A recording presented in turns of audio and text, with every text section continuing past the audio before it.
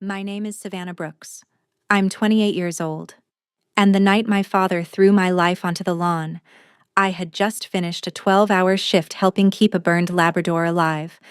I still smelled like antiseptic and wet fur when I pulled into the driveway and saw my duffel bag split open in the grass, my scrubs tangled around a broken lamp, my winter coat half in the flower bed, and a box of childhood photos dumped upside down like trash. He was standing there in the porch light with his phone up, actually recording me, like humiliating his daughter was content. My mother stood behind him with her arms folded tight across her chest. My sister laughed, nudged one of my tote bins with her sneaker, and sent a stack of framed certificates sliding into the street.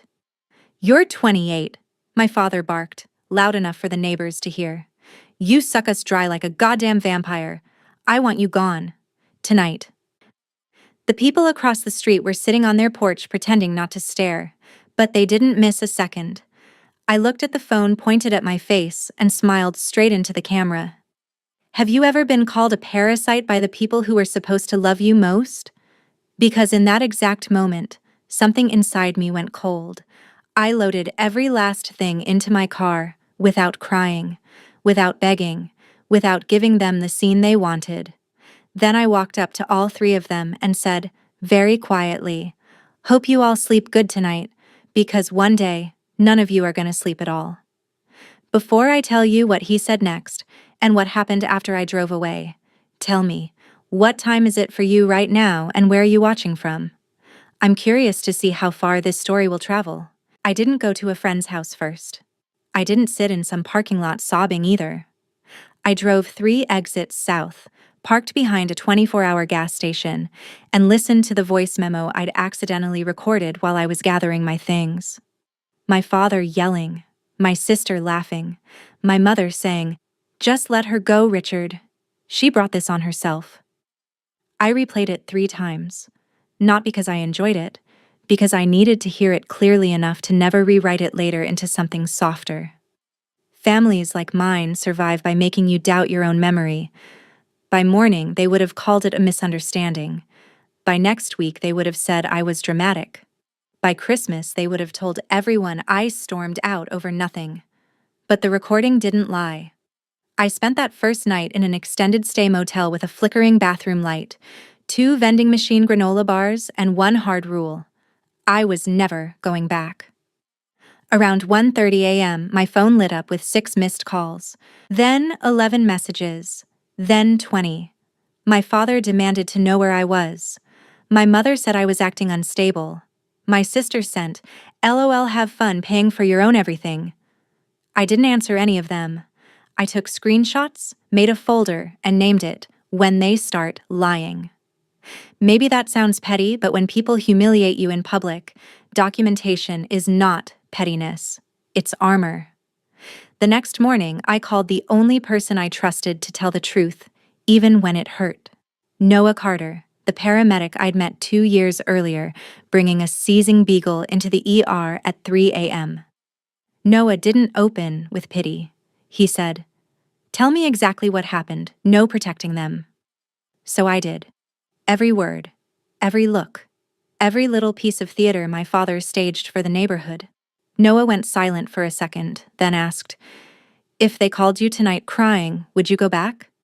I stared at the motel curtain and surprised myself with how fast the answer came. "No. Good," he said. Then stop acting like this is a breakup you might fix. This is a fire you finally walked out of." That landed hard, because he was right. I hadn't been evicted from a loving home. I had escaped a system built on shame. Over burnt coffee in the motel lobby, I opened my photo gallery and deleted every family selfie where I'd been smiling too hard. Birthdays, barbecues, Christmas mornings, that fake normal I'd spent years performing. Then I started looking for rooms to rent, extra shifts, and any opening that would move me closer to the certification program I'd put off for 3 years, because my father kept saying serious careers were for kids who finish what they start. I was already finishing more than he ever saw. Saving animals, holding strangers together in the middle of the night, paying half their groceries when my mother forgot her card. And suddenly, I understood something ugly. They hadn't kicked me out because I was weak. They kicked me out because I'd stopped being useful in the way they liked. Have you ever driven away shaking so hard you could barely grip the wheel but smiling anyway, because deep down you knew the people who mocked you had just made the worst mistake of their lives? I did. And 10 days later, they proved me right. By day 3, I had a weekly rate at the motel, 2 extra overnight shifts at the animal hospital, and exactly $341 left after gas, food, and storage. It should have terrified me more than it did. Instead, I felt weirdly clear. No one was slamming cabinets because I came home late from work. No one was keeping score of how many showers I took. No one was calling me selfish for buying my own protein bars while my sister ordered takeout on my mother's card. At the hospital, chaos made sense. A hit-by-car shepherd came in at 2 a.m., and I moved on instinct, steady hands, clean lines, no panic. My supervisor, Dr. Elaine Mercer, noticed. At the end of the shift, she said, "Savannah, you're already doing the work of someone who should be in our advanced surgical track. Why haven't you applied?" I almost laughed, because what was I supposed to say? That I'd spent years trapped in a house where ambition was treated like betrayal if it didn't benefit everybody else first? Instead, I said, "Bad timing." She looked me dead in the eye and replied, "Then maybe it's finally good timing." That same afternoon, Noah met me outside a diner near the freeway. He slid a yellow legal pad across the table. On it, he'd written 3 things: housing, certification, boundaries. "These are your only priorities," he said. "Not defending yourself, not explaining yourself, not chasing closure." He challenged me again. "Say your father shows up crying. Your mother says she's sick with worry. Your sister says the family is falling apart. What do you do?" I stirred my coffee and said, "I let it fall apart." Noah gave one short nod like I had finally spoken the language of survival. We made a plan. I applied for the hospital's surgical technician certification pathway. I found a room above a retired mechanic's garage owned by a widow named Mrs. Delaney, who charged fair rent and asked no invasive questions beyond whether I smoked or had pets. Then I did something that felt small, but mattered more than I expected. I changed my emergency contact from my mother to Noah. It was one tap on a phone, but it felt like cutting a wire. Meanwhile, the messages from home shifted tone. My father stopped calling me lazy and started asking where the car title paperwork was. My mother wanted to know if I'd moved anything important. My sister texted, "Do you have the login to the utility portal?" There it was. No concern, no apology, just inconvenience. That's when I realized my disappearance had not created grief in that house first. It had created labor. I had been the one who handled the dog's medication refills, the online bill payments, the grocery pickup orders for my mother, and the pharmacy runs when my father was too tired after work. I wasn't a burden. I was unpaid infrastructure. Once I saw that, the whole family story collapsed. By the end of that week, I moved into Mrs. Delaney's garage apartment with 2 duffel bags, a folding chair, and a mattress off Facebook Marketplace. The place smelled faintly like sawdust and old paint. It was perfect. On my first night there, I sat on the floor eating takeout lo mein from the carton, surrounded by unpacked boxes, and listened to the silence. Real silence. Not the loaded kind before an argument. Not the fake, peaceful kind where everybody was one comment away from blood. Actual silence. My phone buzzed again. My father. "This whole little stunt has gone far enough." My sister. "Dad is pissed because you didn't pay Mom's car insurance reminder and now she got a late fee." I laughed out loud. Not because it was funny, because it was pathetic. The people who threw my belongings in the yard were now discovering how much of their adult life had quietly rested on the daughter they called useless. And for the first time since I drove away, revenge didn't look like screaming back. It looked like absence. It looked like letting them feel every ounce of the work I used to absorb. Tell me this. If your family only notices your value after you stop carrying them, were they ever really loving you? Or were they just renting your loyalty for free? Days 6 through 10 were when the real unraveling began. I know that because Mrs. Delaney, my new landlady, turned out to know half the subdivision where I grew up. She never gossiped in a mean way, but she believed in facts, and facts kept finding her. On day 6, she knocked on my door with a casserole dish and said, "Honey, your daddy was shouting in the driveway this morning, loud enough for 3 houses." I said nothing, and she added, "Men only get that loud when the audience they wanted didn't clap." Later that night, my sister sent me a long text that started with, "You're unbelievable," and ended with, "Mom cried at Costco." I didn't respond. On day 7, Noah called after his shift and said he'd run a transport call near my old block. "Your father was in the front yard arguing with a cable guy," he said. "Apparently, somebody forgot the account password." Again, not grief. Labor. On day 8, my mother called from a number I didn't know and left a voicemail that began in tears and ended in accusation. She said I was punishing the family, embarrassing them, making the neighbors talk, and turning my father into someone she barely recognized. That part almost made me laugh. Richard Brooks had always been exactly who he was. The only difference now was that his target had left. On day 9 came the message that told me everything had shifted. It wasn't from family. It was from one of my old coworkers whose aunt lived 2 doors down from my parents. "Hey, don't know if this is my place, but people in the neighborhood are talking.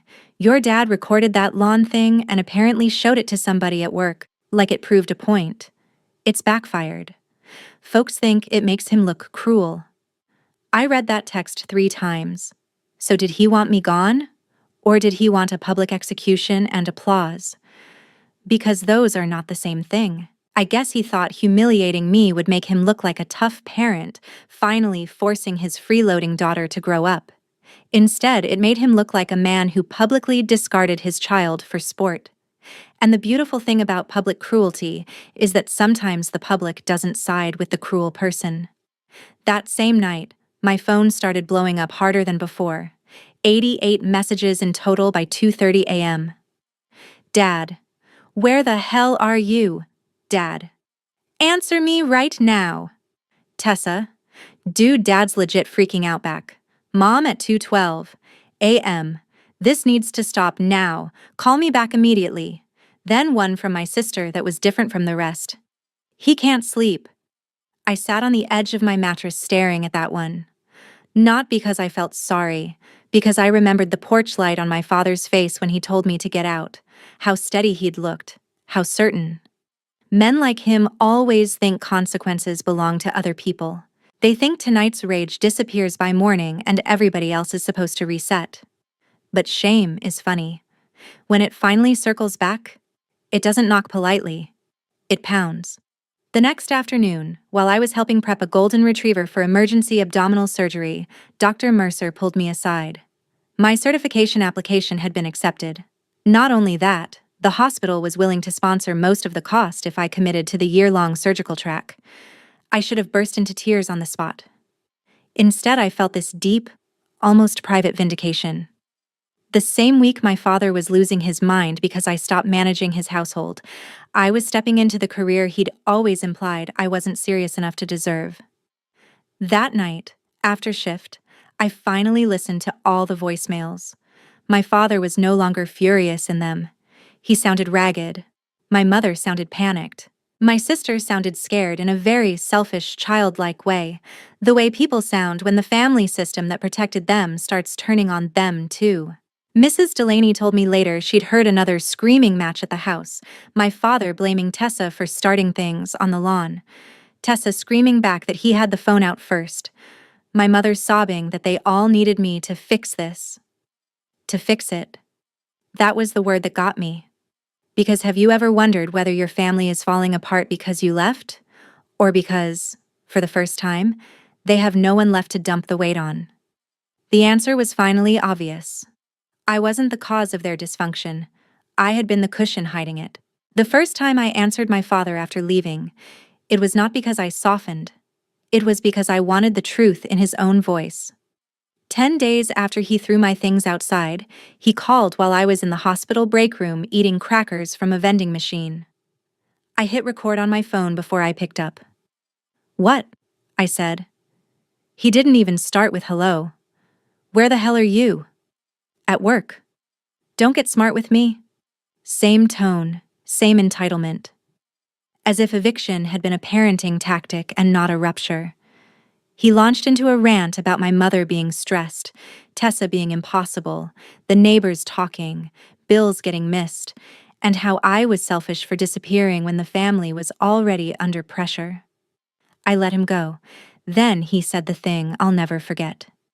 "If you don't come home and help settle this, I'll make sure everybody knows what kind of daughter you are."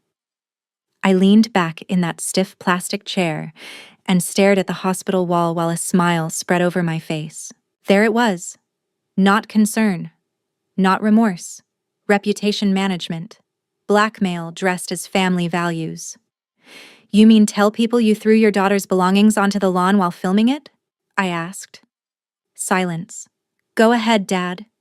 Another silence, shorter this time, but meaner. "You think you're tough now because you've got people filling your head." "No," I said. "I think I'm tough now because I'm hearing my own thoughts for the first time." He started to raise his voice, but I cut in. "And just so we're clear, I recorded this call."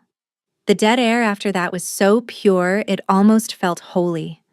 He hung up without another word. I sat there for a second, then laughed. Not a cute laugh. The kind that comes out of a person who has finally seen the whole trick. I sent the audio file to a private cloud folder beside the original lawn recording. Then I went back to work and helped stabilize a collapsed husky like my life wasn't changing by the hour. That evening, Dr. Mercer officially offered me the sponsored surgical track spot and a raise with the added responsibilities. I accepted on the spot. She shook my hand and said, "You belong here, Savannah." It was such a simple sentence, but I carried it around like heat in my chest, because at home, belonging had always been conditional. At work, it was earned. When I got back to the apartment, Mrs. Delaney was watering her tomatoes. She looked over and said, "Your old man came by." My stomach dropped. She lifted one shoulder. "Didn't let him in. Told him if he wanted to yell, he could do it from public property where everybody could hear." I could have hugged her. She handed me a folded paper towel with a number written on it. "He left his phone number like you'd somehow misplaced it." Then she said something even better. "By the way, people are talking, and not in the way he hoped. Men who throw women's belongings in the yard usually don't recover socially as well as they think." Apparently, one of the neighbors across the street had told someone at my father's warehouse that the whole incident looked deranged, and from there the story spread. Nothing dramatic. He didn't lose his job or anything unbelievable. But he was being looked at differently, judged, quietly avoided, the kind of consequence that keeps proud men awake at night. My sister texted around midnight, "What did you say to him? He's stomping around like a psycho." I didn't answer. A minute later, she added, "Mom says this has gone too far." That one I did answer. I wrote, "It went too far the night he put my life on the lawn." She read it immediately. No reply. What struck me most wasn't that they were suffering. It was that suffering had finally made them aware I existed as a real person. Not a role. Not a utility. A person. And I know some people would say revenge should be louder, crueler, flashier. But there is a specific kind of revenge in becoming undeniable to the people who built their comfort on denying you. Have you ever heard the same parent who once called you worthless suddenly threaten to ruin your name because deep down they know yours may survive longer than theirs? That was the moment I knew I had already won. 2 days later, my father showed up in person. Not at my old house, not at the motel, but outside Mrs. Delaney's garage apartment just after sunset, right when the streetlights kicked on and the neighborhood got quiet enough for every word to carry. I saw his truck before I saw him. Then came the knock. Hard, impatient, familiar. My body reacted before my mind did. Shoulders tight, pulse up, that old dread waking like it had never left. But I didn't freeze. I opened the door with the chain still on. Richard Brooks looked worse than I had ever seen him. Not broken, not humbled, just frayed. Red-eyed, jaw locked, wearing the same work jacket like he'd slept in it. "We need to talk," he said. "We're talking now," I replied. He glanced past me into the apartment, taking in the second-hand bookshelf, the folding table, the unpacked boxes. I could see the judgment trying to rise in him, but it didn't land the way it used to because this space, tiny as it was mine. "Your mother's a wreck," he said. "Your sister's crying every day. This has gone on long enough. You threw me out." I was angry. "You filmed it." His face twitched. "I didn't think—" Exactly. That hit him. He shifted tone, trying a softer approach that sounded foreign on him. "Savannah, you know I only wanted you to stand on your own feet." I almost admired the rewrite. The audacity of a man to light a match, then describe the fire as motivation. "I am on my own feet," I said. "That's what's bothering you."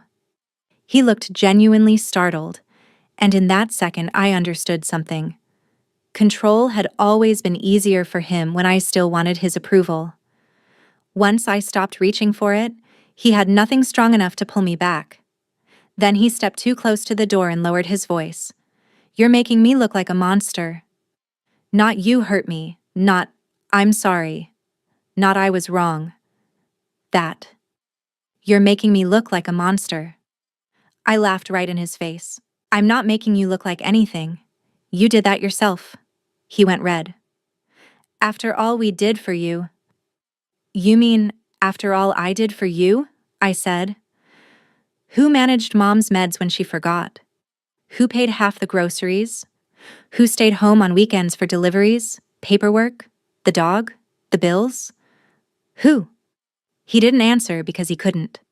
The silence between us was packed with every invisible task I'd ever carried while being told I was a burden. Then he said something uglier, quieter. "Families don't survive daughters like you." Maybe he meant disobedient daughters, witness daughters, daughters who stop kneeling under narratives built to crush them. I don't know. But I opened the door just wide enough to look him straight in the eye and said, "Then maybe the family you built shouldn't survive." He flinched. Actually flinched. Behind him, Mrs. Delaney's porch light clicked on. One curtain across the street moved. Somebody was watching. Good. Let them. He tried one last move and reached for my hand through the door gap, but I stepped back. "Leave," I said. "Now. Savannah. Leave before I play the recording of you threatening me for this entire block." That ended it. He stared at me like he was seeing a stranger. Maybe because he was. Then he turned, walked to his truck, and drove off too fast. The second he disappeared around the corner, my knees weakened, but I didn't cry. I locked the door, leaned against it, and breathed through the adrenaline until it passed. 10 minutes later, my phone buzzed. "Mrs. Delaney. Proud of you. Also, your father peeled out like an idiot and nearly hit a trash can." 20 minutes after that, Noah called and stayed on speaker while I washed dishes, just so I wouldn't sit in the dark replaying everything. Then came one more text, this time from an old neighbor.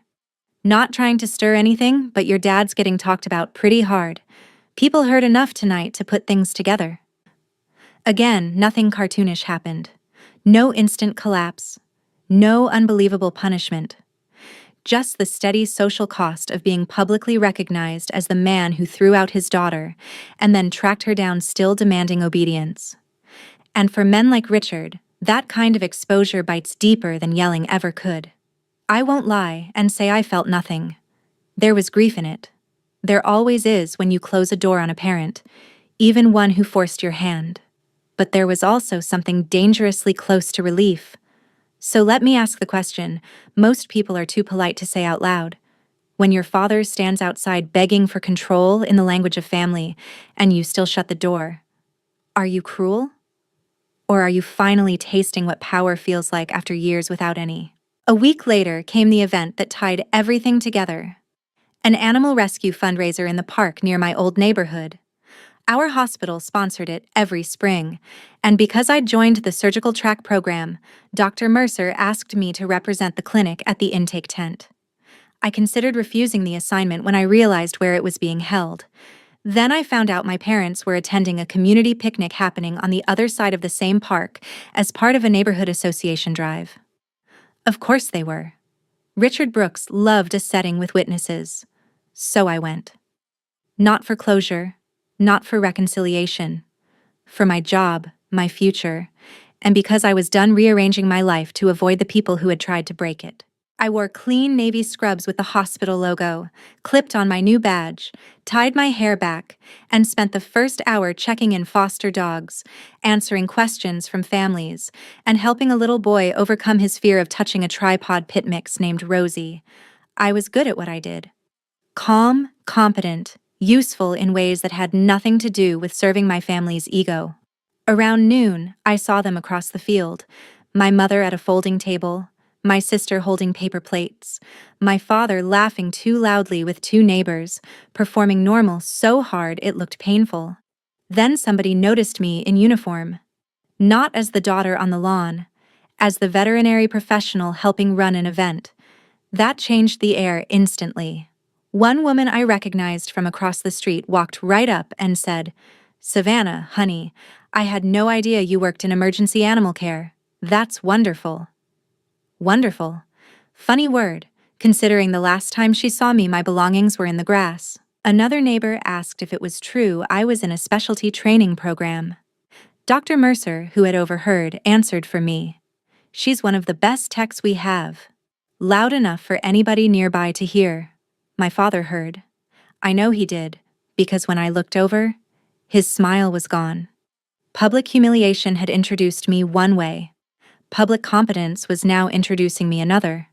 And unlike his little porch performance, this version came with witnesses who respected me. My sister approached first. Tessa looked rough, less smug than before, mascara too heavy like she'd been sleeping badly. "Can we talk?" she asked. I said, "You can talk." She glanced back toward our parents and lowered her voice. "Everything's been insane. He yells all the time now. Mom keeps crying. People keep asking questions." I let that sit. Then she blurted, "I didn't think it would go this far." There it was. Not quite accountability, but closer than anything I'd gotten before. "You kicked my bag into the street," I said. She swallowed. "I know." "You laughed." Her eyes filled instantly. "I know." I believed she regretted it. I also knew regret does not erase impact. "You don't get to borrow me as a sister only when the house gets ugly," I told her. "That ugliness existed before I left. You just weren't standing where I was standing." She started crying right there beside the rescue booth while families carried puppies past us. Not dramatic movie crying, humiliating, can't hide it crying. A few minutes later, my mother came over, face tight and brittle. "Please," she whispered, looking around to see who might be watching. "Not here." I almost smiled at that, because not here was exactly the luxury they denied me when they put my life on display. "You made it here," I said. "All of it." My mother looked at my badge, my clipboard, my coworkers, and something in her expression cracked. Maybe it was shame. Maybe it was just the realization that I had built a version of myself none of them had any hand in. Then my father finally crossed the grass. No big scene, no screaming. That was over now that the audience might not choose him. He stopped a few feet away and said, "You look busy." It was such a small sentence, but packed with defeat. I nodded. "I am." He looked at the adoption tables, the doctors, the families, the people greeting me by name. For once, he didn't seem to know which script applied. Strict father, wronged parent, public victim. None of them fit. Because the truth standing in front of him was simple. The daughter he'd tried to reduce to a burden had become harder to diminish the moment she stepped outside his house. He cleared his throat. People have been talking. Yes, I said. They do that when they watch a man throw his daughter's things on a lawn. My mother closed her eyes. My sister stared at the ground. He looked like he wanted to argue, to revise, to say it had all been blown out of proportion, but that argument requires power, and power hates witnesses who have already made up their minds. I didn't think, he started. I know, I said. That's the problem. We stood there a moment in the bright afternoon, surrounded by barking dogs, paper streamers, and neighbors pretending not to listen. Then I gave them the only thing I was willing to give, the truth, without comfort. I'm not coming back. I'm not fixing your house. I'm not stepping into that role again. What happened to you after I left is not something I did to you. It's what was already there when I stopped carrying it. Nobody argued. Not even Richard. Because he knew. My sister wiped her face and whispered, I'm sorry. This time I believed she meant it. My mother opened her mouth like she wanted to ask for more. A visit, a phone call, some soft promise that this was only temporary, but I spared her. Maybe one day we can talk, I said. But it won't be because you need me to make things easier. It'll be because you learned how not to treat me like I'm disposable.